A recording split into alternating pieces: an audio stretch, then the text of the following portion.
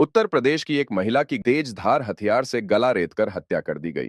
उसका शव railway line के पास आसौदा के खेतों में पाया गया। मृतका महिला के प्रेमी द्वारा वारदात को अंजाम दिए जाने की बात सामने आई है। परिजनों के बयान पर उसी के खिलाफ आसौदा थाने में हत्या का केस दर्ज हुआ है। दरअसल शनिवार की सुबह जब लोग टहलने के लिए निकले तो किसी की नजर खेतों में पड़े शव पर गई। सूचना पाकर आसौदा चौकी से पुलिस मौके पर पहुंची और जांच शुरू की। तेज धार हथियार से गर्दन रेती गई थी। इसके बाद पुलिस ने आसपास गांव में पूछताछ की और इस तरह से मृतका की पहचान करीब 22 वर्षीय शिवानी के रूप में हुई। मूल रूप से उत्तर प्रदेश के हरदोई जिले की रहने वाली थी। जानकारी के अनुसार करीब 5 साल पहले शिवानी की शादी हरदोई जिले के निवासी विमलेश के साथ हुई थी। मनमुटाव बढ़ा तो वह पति का घर छोड़कर अपने मायके में आ गई। फिलहाल उसके मायके पक्ष के लोग बहादुरगढ़ के गांव जाखोदा में किराए पर रहते हैं।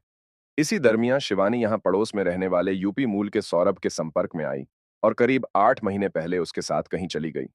हाल ही में करीब 1 महीने पहले शिवानी अपने पिता के घर वापस लौटी और उसने बताया कि सौरभ उसके साथ मारपीट करता था। पुलिस को दी शिकायत में चक्रपाल ने कहा कि हमारी बेटी शिवानी अपने पति विमलेश के साथ रहना चाहती थी, लेकिन सौरभ उस पर दबाव बना रहा था। 7 जून को भी सौरभ उससे मिला था। उसने रात को शिवानी को बात करने के लिए बुलाया, जिसके बाद वह नहीं लौटी। रात करीब 2 बजे मेरे बेटे ने शिवानी के पास कॉल की।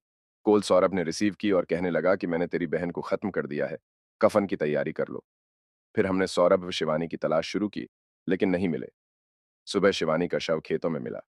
सौरभ ने रंजिशन गला काटकर शिवानी की हत्या की है। उसके खिलाफ कार्रवाई की जाए। वहीं आसौदा चौकी पुलिस ने जांच शुरू कर दी है। अब कुछ नहीं हुआ। इसका पापा बात करने लगा था शिवानी से, बोला कि हम देखो दारू वारू सब छोड़ दिए, आराम से अपना परिवार रखेंगे, हम तुम्हारे पास आएंगे। तो शिवानी कह रही थी कोई बात नहीं, आ जाओ, यहीं आराम से कमाओ आके। तो वो 20 तारीख के बाद बोल रहा था कि हम आऊँगा। और इसको सौरभ को पता मतलब चला, ये कह रहा था सौरभ कि ना तो तुम शिवानी विमलेश के पास तुम रहोगे और न जब हमारे पास नहीं रहोगे तो अगल अगल तीनों लोग दर भटको, लेकिन कोई तीर ना रहो।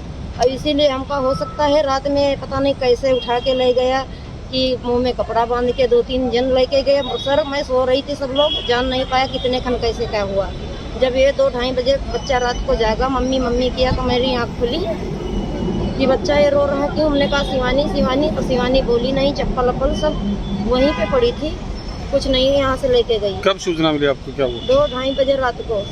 क्या हुआ? शिवानी वाला नंबर, तो शिवानी वाला नंबर मतलब फोन हमारा शिवानी का ये सौरभ के पास।